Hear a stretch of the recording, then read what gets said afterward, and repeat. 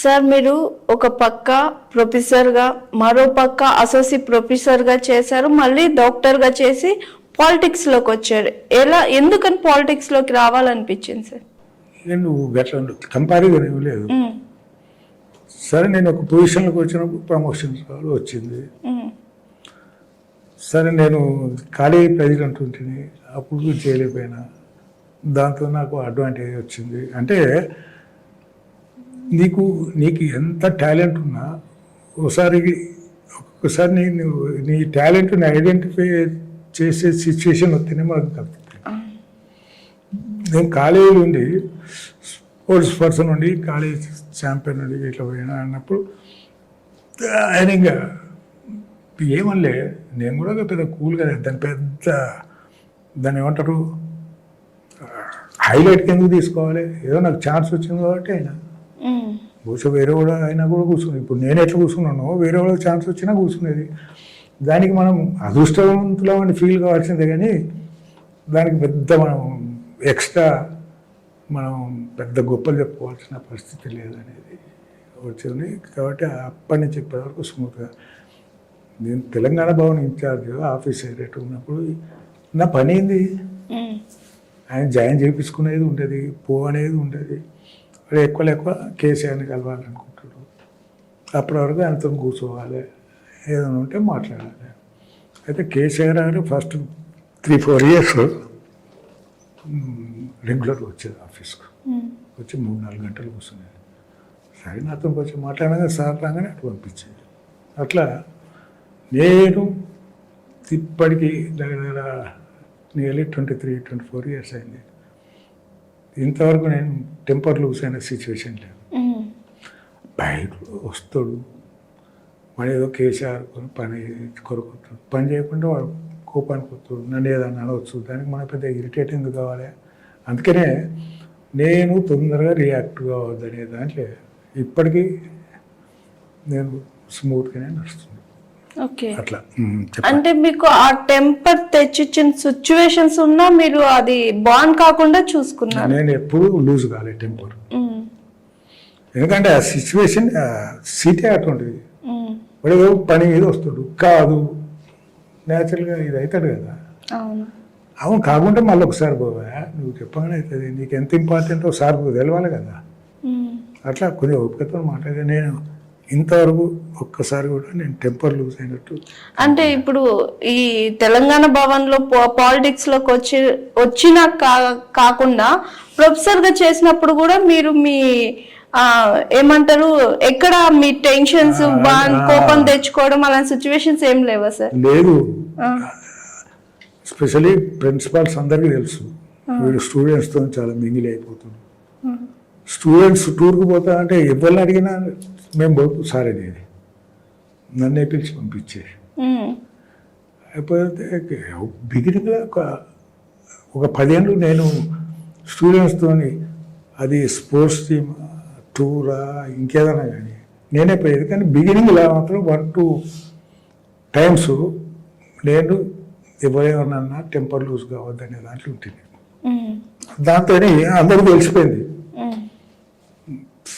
Sir అంత temper ఏం loose కాడు, కావాలంటే ఆయన నీకు ఏమైనా సజెషన్స్ ఒపీనియన్స్ చెప్తారు తప్ప ఆయన ఇంకాడే ఒపీనియన్ ఉంది. అందుకనే ప్రిన్సిపాల్స్ నేను ఏదన్నా టూర్ వస్తే చాలు ఆ శ్రీనివాస్ కొంచెం వేరా అని మిగతాలు భయపడేది.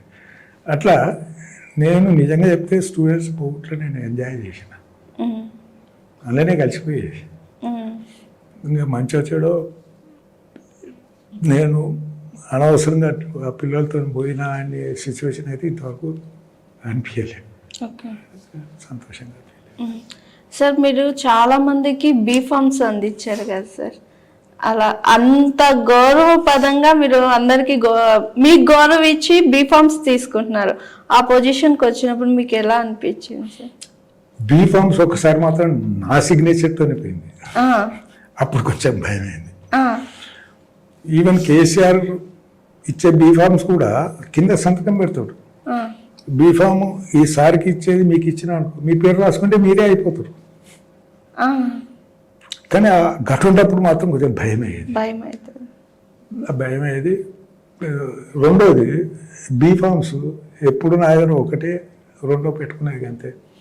ఏదో ముగ్గురు నలుగురు వచ్చినట్టు అంటే గుంజుకప్పుడు వాళ్ళు రాసుకుంటే వాళ్ళకి ఆ స్కోప్ ఎందుకు ఇవ్వాలి అనే దాంట్లో మంచిగా చెడు ఇంతవరకు ఏం ప్రాబ్లం క్రియేట్ కాలేదు, నాతోని కాలే, ఆ పిల్లలతో కూడా కాలే. కాబట్టి ఇప్పటివరకు చాలా సంతోషంగా ఉన్నాను.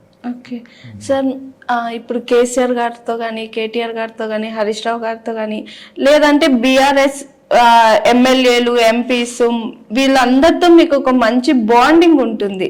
ఇప్పుడు కేసీఆర్ గారి మనస్తత్వం ఎలా ఉంటుంది అనేది కూడా మీకు స్పష్టంగా తెలుసుంటది. ఎలా ఉంటారు సార్ కేసీఆర్ గారు మామూలుగా అందరితోటి?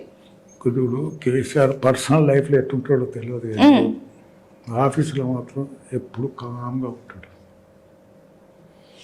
మంచి వచ్చాడు నన్ను ఇప్పటికీ సినన్న అంటాడు. సినన్న గది ఎందుకు చేసినవే అని చెప్పుకునే పరిస్థితి కూడా రాలేదు. కాబట్టి ఇక నన్ను మొదటి నుంచి లైక్ చేస్తుంటే ఏదైనా ఇంపార్టెంట్ ఇష్యూ ఉన్నా కూడా నాకు ఎంకరేజ్ చేసేది. బీఫామ్లు ఇచ్చుడంటే ఏమనుకోకండి, ఆ సార్కి ఇచ్చేది మీకు ఇస్తే మీ పేరు రాసుకుంటే అయిపోతుంది. బీఫామ్ల కింద సిగ్నేచర్ ఉంటుంది కేసీఆర్ది. ఎవరి పేరైనా నాకిస్తే నాయన అయితే నీకిస్తే నీ పేరు వస్తుంది. కాబట్టి అటువంటిది కూడా గిట్ల వస్తున్నా అంటే నువ్వు ఇయ్యే అని చెప్పిండు. మంచిగా చెడు ఇప్పుడు నువ్వు తీసుకుపోయి ఇంతవరకు నీకు వచ్చు, అట్లా కూడా జరగలే. మంచిగా చెడు సరే, ఒకసారి పొజిషన్ నాకు కొత్తది అన్నప్పుడు నా పొజిషన్ వాళ్ళకి పోవాలని మనం ఎక్స్పెక్ట్ చేయము. మంచిగా చెడు ఇంతవరకు స్మూత్గా అంతా జరిగిపోయింది. ఇంకా పొలిటికల్ ఆఫీసులో ఒకసారి అనిపిస్తుంది, నా అదృష్టం అనిపిస్తుంది. ఇప్పటి వరకు నాతో గట్టిగా పంచాయతీ కాదు గట్టిగా మాట్లాడిన కేసులు కూడా లేవు. ఏదైనా ప్రాబ్లం వచ్చేటట్టున్నా అనుకో, ఇప్పుడు కేటీఆర్ గారిను కేసీఆర్ గారిను అడగండి, మరి నాకేం చెప్తావు? నాకు మీ పేరు ఉన్న వాళ్ళకి అన్నాడు, మీదైతే మీకు ఇస్తలే కూడా వేరే వాళ్ళకి ఇస్తాను, నా దగ్గర ఏదో పెడుతున్నావు అది ఇదని ఒక్కతో చెప్పేది. ఇంకా మంచి అయినా చెడైనా ఎవరన్నా కానీ చెప్పులు లేకుండా వచ్చిన సూట్తో వచ్చిన చాలా ఆఫీసులు అయితే guarantee, no differentiation, is a guest to me.